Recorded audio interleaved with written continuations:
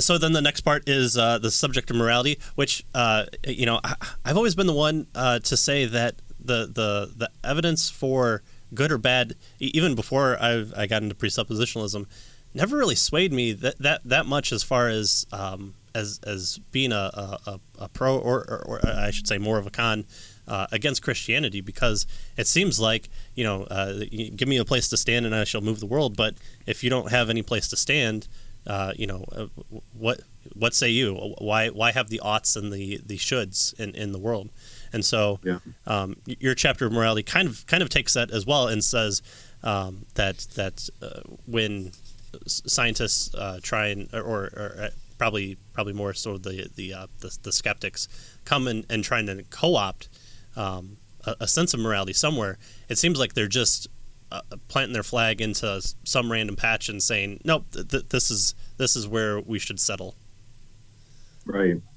Yeah, definitely. And there's something, I am definitely doing that, saying, look, there's not, that's just an arbitrary, you're just planting your flag arbitrarily. I see you plant it over here, or whatever. I mean, but I actually am trying to go further in one respect, in that, so a lot of Christians will say that there's, and when they're talking to say someone, an atheist, and they say, look, they point out the atheist doesn't have an objective moral standard, and I think that's right. But I think Christians can get in trouble by if they use the concept of objectivity incorrectly. So here's what I mean. The universe, imagine you got rid of all the humans and it was just matter. There wouldn't be, there's no morality in that universe. There's nothing, chairs and tables, and there's just that concept, morality isn't even a thing. Right. So one of the things that, and you get this, and sometimes natural law folks can move into this, not always, but sometimes, where they think, no, there is something that's objective in the universe that tends to, there's this moral law in the universe. Yeah. And I would say, that's just not what value is. So ethical value, or moral value, aesthetic value, and as I say in the book, I say this, value requires a valuer. Right. So in my whole goal here is to take on Plato's Euthyphro objection, because that's the standard one against a divine command theory. Right. Right. And so you have to say, all right, well, it's either, you got a choice if you think that Christianity can, God can ground morality. It's either he chooses it and it's grounded in him, and just whatever he chooses is going to be moral, or he chooses what's moral because it's moral, and there's some rule book outside himself that he looks to. Right. Yeah. Right. So when he commands us, he's kind of looking. So on that view, he's looking at a rule book that's outside of him, and he goes, all right, humans, here's what you got to do. Here's the right thing. So you don't want that. But then the alternative is, well, then there isn't anything outside of him, and he just says, hey guys, I want you to behave like I'm just the way I like. Right. Right. The old is good because God says it, or does God say it because it's good? Because it's exactly. And I think that's a trick, because you don't want to say, well, but I think there's an obvious answer. Well, I shouldn't say obvious. That's ridiculous. There's an answer that we ought to choose, and just choose it unabashedly, and that's it's grounded in what God values. Yeah. So okay. Whatever he likes, that's good. Yeah. So, so couple of things that at least struck me out of this chapter, which were really interesting. I said, you know what? I think he has a point here. So let me start with the easiest one first. You start off the chapter talking about, if God is dead, is everything permissible? And you're trying to make a point there that it seems like you feel like most folks have missed with regard to that claim, right? The idea that if indeed there is, if the atheist is right and God is dead, then we will do anything and it's permissible. In other words, you can't be good if you're an atheist, kind of thing. And people do get that. I think there are some people who get that. But I'm always very few do. That's something that's contentious, and I think that's kind of the starting point. The morality chapter starts off with this section on if God is dead, everything is permissible. The old, right. If the atheism is true, then there is no, at least the believer would say, then there is no morality, and so they will do evil, or they'll be bad guys and that kind of stuff. And you're resisting that conclusion. Yes, in one sense. I think in one sense it's entirely true. If not everything is permissible, but that doesn't mean that if there's no God, then you ought to. Well, then you might as well murder. You might as well rape, or you should do this or that. And it's like, well, that doesn't follow. There's no ought at all. Right. So right. So if God doesn't exist, then I should kill people. When you're saying no, that doesn't necessarily right. That's what you're trying to say, right? It's like, and usually Christians will try to argue that, or say, look, since to the atheist, look, if there's no God, then you might as well just go ahead and steal. Why don't you're being inconsistent by not going around killing people. It's like they're not being inconsistent. They're being inconsistent in other ways by claiming that there's absolute good and bad and all of that. But ultimately, when it comes to how they ought to behave, there is no ought. Right. There's nothing at all. Right. So if you look at it from their perspective, as no God. There is no ought. There is no what I should do. There's just actions, and that's it, right? There is no, and there's no value or moral value even attached to any action. And so it's not like this is what they should do if God doesn't exist. It's like there is no should if God doesn't exist. That's the kind of point you're making, right? Yeah, exactly. So there's no should at all. Yeah. One way or the other. Right. Now, but that ends up, that doesn't let people off the hook. Right. That just means like if you're gonna, that would be so counterintuitive to try to live that way. Right. To try to even believe that way. We're hardwired. So evolutionists will say that we're hardwired by evolution. Or theists would say that God's written a law in our hearts, or whatever it is. We've been designed, but we are definitely hardwired to think that value is objective, or at least moral value is objective. Right. If you tried to live consistently in an intellectual sense, right, with that, it would be a very different world. Yeah, it's totally unworkable. So before we get back to the Euthyphro Dilemma, the other issue, or the other question, I guess, that you raise here is objective morality. So we need to at least get your take on objectivity. But before we do that, you kind of say that moral imperatives are conditional.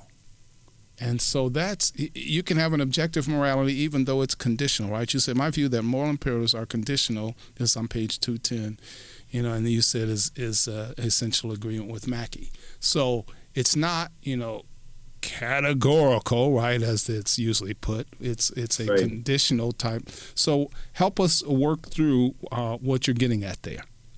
Yeah. So, and I think you're right. Going back to what do I mean by objectivity?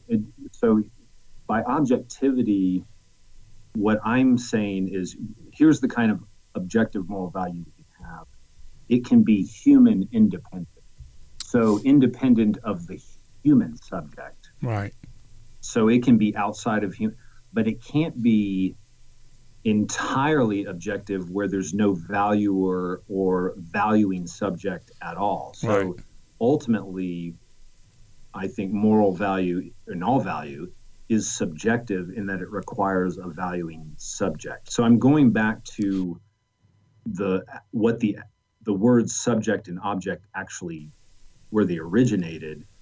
And so I think that you can have morality that's human independent, but not person independent. Yeah, good. Yeah, and meaning so that's important. That if you include divine persons. Right. Yeah. Good. All right. And so that's the objectivity, and then so I would say, so value is always an if-then statement. So if you want to do this, that, or the other, or if then you don't murder, then you don't steal, then you don't lie. But there's a conditional, the if part is really, it's so transparent to us sometimes that it's hard to get, like, what is how could there ever be an if right to you ought not rape? Right. What would be the if? There's I can't think of any reason. There's no, it's always so. Yeah. What's the condition really there? Yeah. So the condition there is, well, some people, it depends on the person, right? It depends. So if I don't want to get in trouble, if I don't, right. Or if I'm too scared, right. Or if I don't like, that just disgusts me. I mean, there's a loathsome feeling that I have, so part of it's kind of a feeling or if I want to do the right thing, and that can be cashed out in different ways. I want to be, and I would say a Christian ultimately is who's my father? Right. Whose team am I on? Right. Whose family am I a part of? If I want to be pleasing to God or something like that. Yeah. Right. Where is my loyalty? Who do I love? Yeah. I want to be like Daddy, I want to be like him. I want to do what he does, just like, I mean, and you think about that, like and it's totally, and it's perfectly natural. I mean, like I remember, my love for certain football teams would be simply just because my dad liked a certain football team. Mm-hmm. Now, the football team itself wasn't that big a deal. It wasn't like that was what was a big deal was my loyalty and my love. Oh, so you're a Lions fan is what you're saying. We've all been there for Michigan. Great. Yeah, good. So it's ultimately grounded in that. But that can be really uncomfortable because you're like, well, wait a second. That means it's just a matter of a relationship or personal loyalty. And it's like, you know what? That's there. You can't go anywhere else. That's rock bottom. Yeah. It's so what you want. Right. So is the conditional statement then only for us? If I want to be like God my Father, then I should. Is it also for God that way? Good question. That's an excellent point. For him, well, first of all, he's probably not. I mean, I guess there's a sense in which he conforms to his own nature, so he could command himself in a sense. Right. But especially in a Trinitarian relationship. Yeah, and that's a good one. And I'll say right now, the moment you enter Trinity into this, it's skinny branches for me. You're above my pay grade. Well, thank you for being intellectually honest with us. But I'm sure there's something there that's analogous. I mean, it wouldn't surprise me that's analogous to us following, but or it could just be a loyalty or something like that. But right. Ultimately, the Godhead is he does what he likes. Right. And that's ultimately it. Now, He does what And pleases him. Yeah, he does what pleases him. Yeah, good. And thankfully, praise the Lord that it's, I mean, that's probably, atheists would hit the roof if I said, Right. and they would be like, well, that's self-referentially absurd. Praise the Lord that the Lord likes what he does. Yeah. It's like, well, you can't praise him for that. Well, I don't know. I can be thankful, and I'm going to be thankful. Yeah. Right. And so this is why then you say, this is why you embrace, it seems anyway, and correct me if I'm wrong here, the arbitrary objection to the Euthyphro Dilemma, right? Yes. So kind of explain that for us. It's arbitrary in the sense that there's nothing above and beyond what God likes. Right. So that's usually what people mean by arbitrary. There's not like it's just up to what he wants to do. It's up to, I mean, he just, what's good is whatever he wants. Yeah. So goodness is godness, it's like they're just equivocal. Equal. And that just seems like, well, what if God would have, what if rape was something he valued? Right. You know what? There's two things going on here that we have to separate. First, the nature of morality, and then there's the nature of God. So on the one hand, morality is such that if you wanted a human independent morality, and that was something, let's say it was a divine being that made the choices. Yeah, if it was Allah, it'd be a different set, rule set. Yeah. Right. Now the question is, okay, well, that's what morality is. So that's just the nature of morality. Okay. But now what's also the nature of God? Well, the nature of God, according to Christian tradition and most, theistic, is that he's a necessary being. His nature couldn't have been otherwise. So he's like he is necessarily. But again, that doesn't change the nature of morality. Morality is such that if God were of a different nature, let's say you could have that, and it's, again, that's kind of like saying 2 + 2 is 5. But let's say that's, then that's the way it would be. Yeah. Good. All right. Well, good. So the basic idea then, and we're running short on time. Absolutely. Right? Yeah. So the basic idea with regard to the morality section is what are you trying to get at there is with regard to skepticism? Yeah. So the progression of the book is basically going for, it's taking steps in a direction. So the first section is on the sense, perception, and reason. Right. And, in questioning that and showing reasons for thinking that if we weren't designed, that it would be, our cognitive faculties would be unreliable. Okay. So that's one section. And then I say, okay, forget all that. Assume that everything's reliable. Right. Let's look at science, because that's the next thing that that we tend to think that that's the ultimate cognitive endeavor. Right. Let's look at that. And then I go through and I show, well, you know what? It's not that clear, particularly when you get on the skinny branches, and it's certainly not clear that science shows God doesn't exist. Right. Okay. So that's the point of that is, I don't think science shows that God doesn't exist. In fact, I think the opposite. But forget that. Set that aside. Let's say you're not convinced. Let's say that science does say that God doesn't exist. I'll just take that for the sake of argument. What does atheism imply?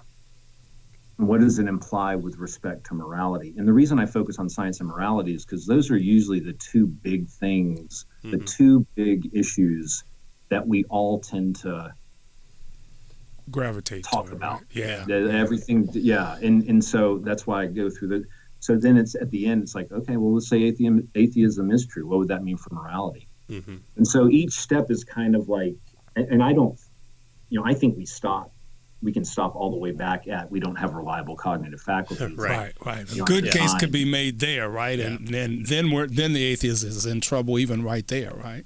Yeah, and so I just say, okay, fine. And so for the sake of argument, I let those go. And then that last section, I just say, all right, look, without value, it's just fine. If you don't want to have value. Just this is what I think it looks like. Mm-hmm. Yeah. Great. Well, the book is How to Be an Atheist, Why Many Skeptics Aren't Atheists Enough, and Dr. Mitch Stokes Aren't skeptical enough. I'm sorry. Yes, that too. Yeah. Just before we go, I saw a video that you did on a suggested TED Talk about teaching calculus to liberal arts students and how you view that as beneficial. I was wondering if you could just expand a little bit upon that, because if you don't do it for TED Talk, can you at least do it for maybe the people in my life who need to know the beauty of calculus? Yeah, I mean, well, so the argument is basically, I mean, it sounds like a non-starter, and it sounds like something ridiculous, like everyone should have calculus, or liberal arts should, but it's actually not. I've done this at the college I'm at, New St. Andrews College. I teach liberal arts students calculus in an 8-week term. Wow. And we're learning, so they learn limits, derivatives, integrals, the fundamental theorem of calculus. They're learning those legitimately. Anyways, so it's doable. And now I'm only using polynomials and power functions. So I'm using a simpler functions, but they're getting the core of calculus.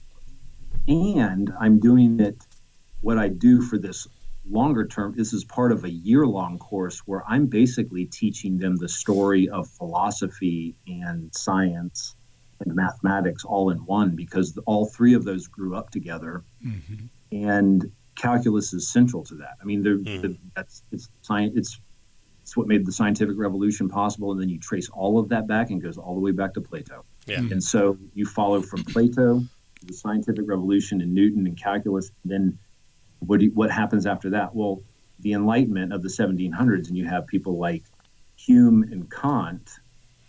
What their entire project is in response to Newton's physics, right, and calculus, and how that was used, and so how to make sense of that, how to model their own philosophy on that, and so you really can't. There's so much that you can't understand about the Western philosophy and just the intellectual history of the West without seeing how calculus was central to that. Now, of course, you wouldn't just do calculus and that's it. You have to see how it fits into the story. Mm-hmm. But it's actually fairly simple. I just did a course for high school, a high school curriculum, where I basically taught 12 weeks on the scientific revolution and Enlightenment. So basically my section was the Enlightenment philosophers.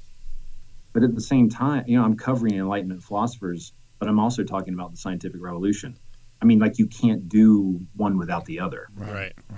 So anyways, that's and I think in order to really appreciate what Newton did, what the scientific revolution was about, and what Plato was up to, is to do a little bit of calculus. And you think, dang, that should not work. There is no way that we should be able to predict all these amazing, complex phenomena by doing problems in a classroom. Yeah, that was one of the eye-opening things when I took my my calculus class in conjunction with my physics classes. IJ and K can be used for what I observe in the world. Wait, you're telling me that high level math is actually worth something? Wow! Yeah. Like it really blew our mind. It was really awesome. It was like one of those epiphany moments.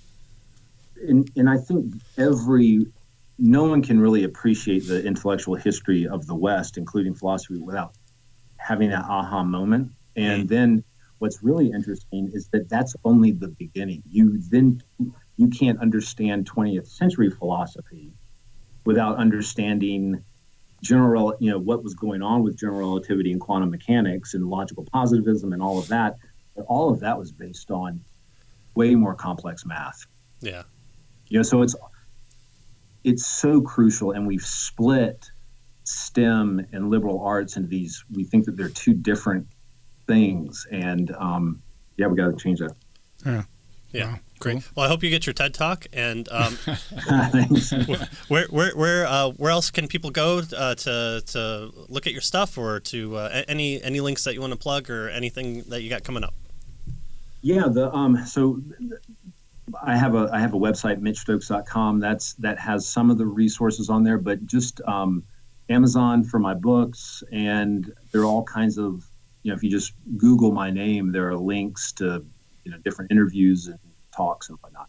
Yeah, great. Well, again, thank you for your time. Yeah, we appreciate you coming to our little show, especially just being our second book and talking philosophy with us. It's just so great and honor.